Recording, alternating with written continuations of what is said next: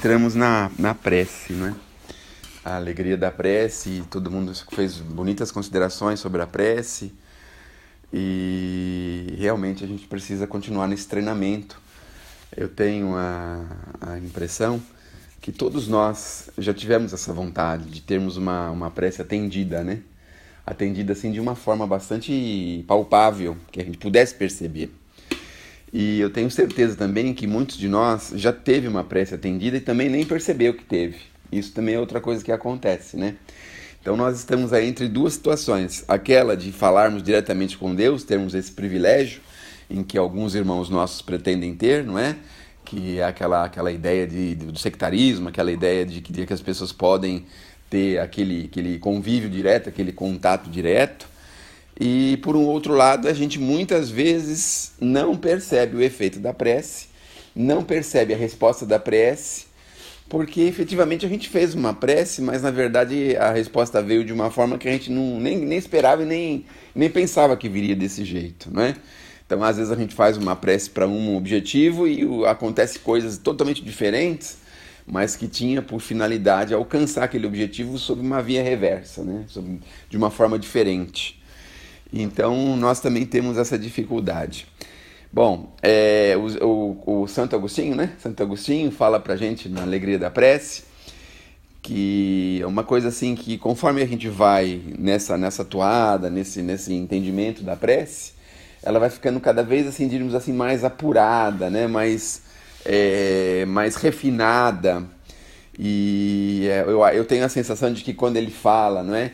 Das línguas que a gente começa a falar, assim, que quando a gente fala, a gente movimenta determinadas coisas, quando a gente vai refinando a ideia da prece em nós, e quando a gente vai na prática e na construção da prece dentro de nós, ela vai ficando cada vez mais assim refinada, cada vez melhor. E eu acho que é nessa situação é que o Santo Agostinho fala pra gente que nós precisamos chegar a esse ponto, né? Ao ponto de que quando nós fizermos uma prece, nós tivermos tamanha sinceridade, tamanha entrega de fé, de entendimento e de resignação, que nós vamos, obviamente, quase que imediatamente sentir esses eflúvios, essa possibilidade que uma pessoa, quando está em prece, como é que a gente pode dizer assim, em estado de graça, tem, não é? Então eu chego à conclusão que o Santo Agostinho tem essa vontade com a gente, que a gente continue insistindo na prece e que, em verdade, a gente comece a ter assim, um certo desprendimento com a prece, porque a gente lança a ideia para a criação, para o Criador, não é? E a gente também tem que ter assim, a maturidade suficiente de que o Criador possa nos atender da forma que for mais conveniente para a gente, né? Que às vezes a gente pede, por exemplo, a saúde e vem mais doença, né?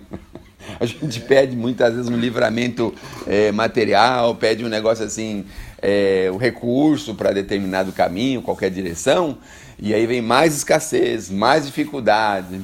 Então, as mulheres entram no salão de beleza, né, na ideia de uma prece que possa deixá-las melhor quando saem de lá, né? E aí o cabeleireiro lá, o pessoal lá acaba errando qualquer coisa e elas não saem do jeito que elas imaginavam, né? Que é para o próprio proveito, né? Para o próprio proveito, porque se elas saíssem de lá do jeito que elas queriam, ia cair no primeiro tropeço, né? Ia ter um grande problema logo em seguida, não é? Então, nós precisamos nos desprender a ponto de entender que o Criador vai nos atender de acordo com as possibilidades dele. Não as possibilidades, mas os recursos que ele entender que for melhor para nós. Então, nem sempre o melhor para nós é o que nós estamos pedindo. Eu lembro na infância que a gente era louco por bicicleta, mas de repente morava numa avenida muito movimentada, aí o pai, a mãe vai enrolando, porque sabe, né? Vai dar uma bicicleta para andar no quintal, e a criança vai andar só no quintal mesmo, ela é obediente, tudo, não vai ter problema nenhum, não é mesmo? Mas a gente não entendia isso, porque a gente pedia para andar no quintal, porque a gente prometia que não ia andar na rua, né? Na rua movimentada, não era assim? E eles nunca atendiam os nossos pedidos. E normalmente na prece é isso que a gente pede, né? Pede coisas que muitas vezes naquele momento nós não podemos entender, não podemos reconhecer e não podemos receber aquilo. Então, Muitas vezes também, numa encarnação inteira, a pessoa pede a encarnação inteira, sei lá, a facilidade material, e ela vive a encarnação inteira com bastante limitação financeira, né? Às vezes ela pede, por exemplo, sei lá, para algum tipo de livramento de saúde, e ela passa a encarnação inteira com aquele problema, porque se ela se aliviasse daquilo, não é? Tem uma passagem interessante que está registrado no Evangelho, daquele senhor que estava numa maca e eles desceram ele pelo telhado. Vocês lembram dessa passagem, né? E aí Jesus se admirou, não é? Então, teve uma situação constrangedora ali, porque tiveram essa ideia de passar ele no telhado, descer ele no telhado e tal. E no fim ele acabou recebendo o benefício. Mas para quê? O que aconteceu depois?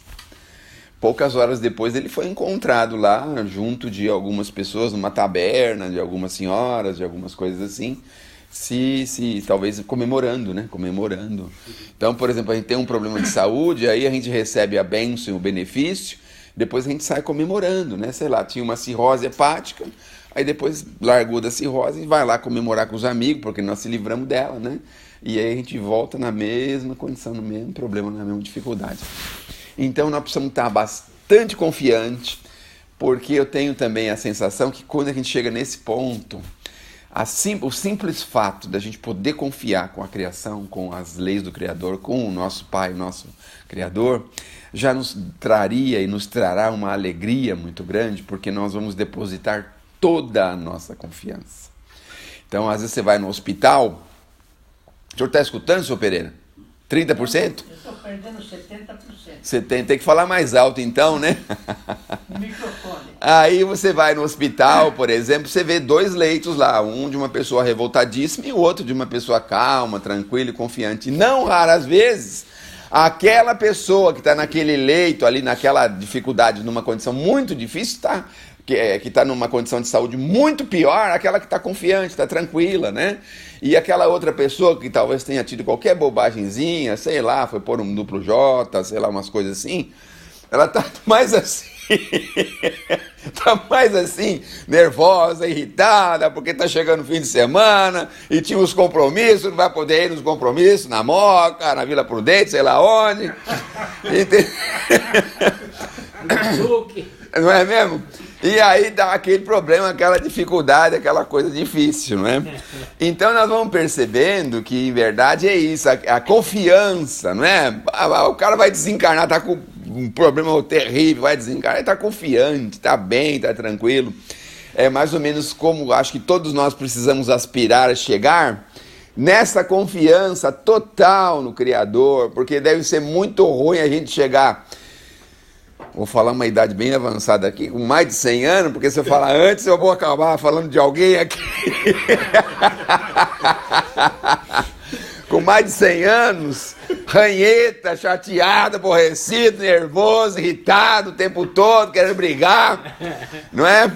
Porque dói o joelho, dói as costas, dói tudo, não escuta, não enxerga, não consegue andar, não consegue fazer nada. E aí aquela confiança daquelas pessoas, eu lembro muito do seu Raul Michelin, e eu pensava assim, meu Deus do céu, eu quero ficar, quando tiver a idade dele, quero ser igual ele, né? Quero ser igual ele, com a confiança que ele tinha, com a paciência, com toda a tempestade que estava caindo ao redor dele, ele estava ali direitinho, fazendo as coisas que ele gostava de fazer e estava tudo bem. Sempre tratando as pessoas com delicadeza, sempre com bom ânimo, sempre dessa forma. Ou o próprio Chico, não é? O próprio Chico, dizem aí as más línguas que o Chico chegou até a apanhar, chegou a ter um monte de problemas assim, mas nós nunca ouvimos uma reclamação, nunca foi na televisão dizer que fulano fez, ciclano aconteceu, nunca se ouviu falar que o Chico tivesse apontado esta ou aquela imperfeição de alguém. E então aquela confiança serena, aquela coisa assim, a confiança tão grande, mas tão grande, que o camarada chega ao ponto de, no dia que ele quer, ele vai lá, deita na cama, põe a mão na barriga e vai embora, desencarna. No dia que ele quer. Imagina só. Não é a confiança do homem.